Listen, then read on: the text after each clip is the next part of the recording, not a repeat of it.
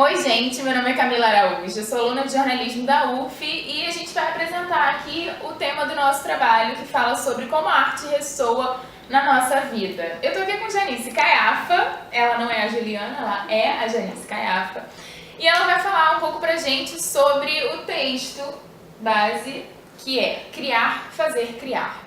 Janice, você começa seu texto com a seguinte frase: para a arte e o pensamento é preciso um tempo de ressonâncias. O que você quis dizer com isso? O processo de criação humano está muito relacionado a experiências prévias que cada um passou na sua vida e que de alguma maneira isso vai ressoar no futuro, em algum momento do futuro da pessoa. Como, por exemplo, um poema que você leu muito jovem e no futuro você lê alguma citação relacionada a esse poema ou mesmo vive alguma situação que acaba remetendo àquela obra de arte ou aquele poema, né? Exatamente. Entendi, bacana. E é engraçado porque a gente começa a parar para pensar, né? Você falou do processo de criação. Né? Será que a gente realmente tem a criatividade genuína, que é a ideia totalmente nova, ou se a gente está sempre mas acessando conteúdos inconscientes que a gente não acessaria normalmente? Por exemplo, quando a gente acha que está tendo uma ideia super nova, criativa, na verdade a gente está ressoando coisas que a gente já viu. Será que não seria um pouco disso também? Hoje em dia é muito difícil porque as pessoas têm muito conteúdo disponível para elas a todo momento. Então, às vezes, a pessoa com muita informação, ela não consegue buscar experiências dela própria para criar algo novo.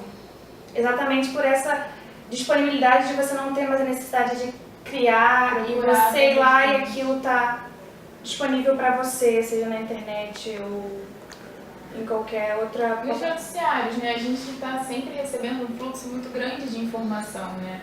A gente tem a falsa sensação de que está sendo muito bem assessorado, né? Com notícias, internet, rede social e todo esse aparato, né, informacional. Mas, na verdade, na hora de criar alguma coisa nova, a gente empata, tem essa dificuldade, né?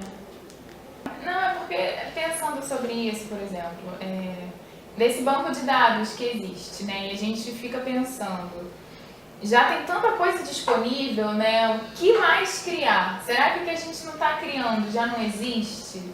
Será que o que a gente acha que é novo já não foi pensado, já não está aí, a gente ainda não se deparou, né, com esse tipo de ideia ou de informação, enfim. Janice, uma coisa que eu acho curiosa hoje em dia é como que o processo criativo ele está muito preso, né, às exigências do mercado, né? A gente tem como exemplo o Romero Brito, que acabou se tornando mercadoria, e até mesmo o trabalho dos publicitários, né?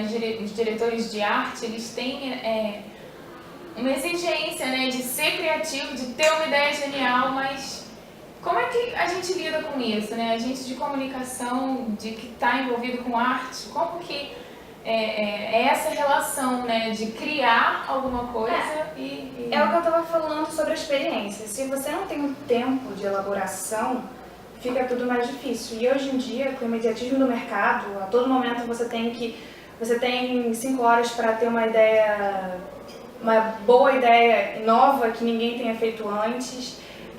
Isso tudo atrapalha, porque você não tem o tempo necessário para poder elaborar, trazer as coisas, né, pensar mesmo. E a indústria cultural, ela representa até um pouco disso, porque você tem que ter a todo momento... Não é isso. O que é indústria cultural mesmo? Não consegui relacionar. É a indústria da arte. É a forma como, por exemplo, um artista, um cantor, ele tem que gravar um CD, todo ano ele tem que gravar um CD, entendeu? E isso não tem nada a ver. E ele, de repente, ele tem um ano, ele tem, sei lá, 4 meses para poder fazer, compor, fazer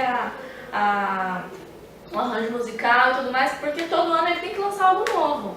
Isso é a indústria cultural. Entendi. Aí para todo mundo ter acesso àquela obra dele, entendeu? E essa rapidez com que ele tem que apresentar uma coisa nova acaba atrapalhando o mercado, né? A indústria cultural, ela coloca a arte no contexto do mercado. Então, você tem... A arte, ela acaba se tornando uma mercadoria e ela se torna uma coisa superficial. Verdade. E é difícil a gente lidar com isso, né?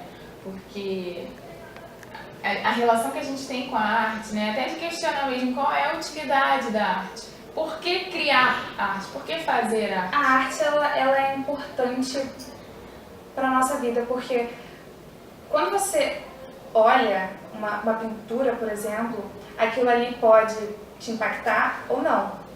Quando você olha para uma arte e aquilo de alguma forma te impacta, é porque, de alguma maneira, o sentimento que aquela arte te transmite é algo que você já passou, que você já sentiu em algum momento. Então aquilo ali acaba se tornando importante para você, né? Então a arte, ela é muito importante para algumas pessoas.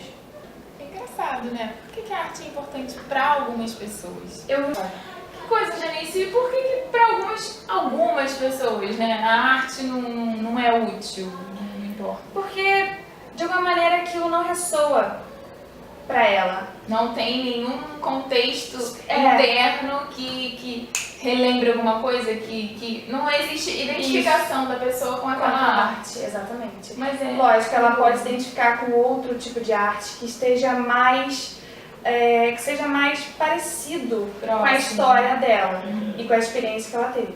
Ah, perfeito. Então, Janice, o filme e a fotografia produzem ressonâncias também. Sim, a fotografia, por exemplo, ela é um tipo de arte que ela não se esgota no momento da criação. Ela acabou ali, você criou e ali foi o fim do processo criativo, vamos dizer assim. A fotografia, ela perdura, ela vai continuar e o processo de criação vai ir junto com ela. Uma pessoa pode pegar uma fotografia e a partir dela criar algo novo. Entendeu? Então, é nesse sentido que a fotografia, ela ressoa na vida das pessoas, ela perdura. Ela não se esgota no momento ali da foto, da criação dela. Entendi. Então seria como a nossa memória, vai para além da nossa memória, né? Além do nosso contato. É igual os filmes. Os filmes, você vai no cinema, um filme que você adora, não sei... Um filme impactante, que tem cenas de ação e cenas de... Um filme muito bom, maravilhoso, assim, que você tem assistido no cinema. Aquilo ali você vai lembrar por um bom tempo. Por um bom tempo aquilo vai ficar ressoando na sua cabeça. E não só ressoando, né? Ele produz sentimentos na gente. Porque quando a gente assiste um filme muito bom, aquilo vibra na gente. A gente tem endorfina mesmo, né? E se deixar, você continua falando daquele filme durante um mês, durante você... daqui a uns anos, assistir esse filme muito bom e você vai passando para as pessoas, isso que é o mais importante. Quando o filme te impacta, você passa aquilo para uma outra pessoa, então é como se você transmitisse. Tanto pro bom quanto pro ruim, né? A gente assiste um filme muito bom, vai indicando pra todo mundo. A gente assiste um filme horrível ou aquilo se traumatiza com um terror, por exemplo. Eu morro de medo. Não te impacta. Não posso ter terror porque eu não durmo e fixa tanto na nossa memória, né? Que causa tanto desconforto que você não quer mais ter contato com aquilo. Mas não tem jeito, você vira e mexe, tá lembrando, né? Tem relances das imagens, dos acontecimentos, né? Curioso isso. É isso mesmo. Legal. Bacana, gente. Agora a gente vai se despedir por aqui. Nosso papo foi muito interessante. Obrigada, Janice. E é isso aí, gente. Até a próxima. A gente se vê. Beijos. Tchau, tchau.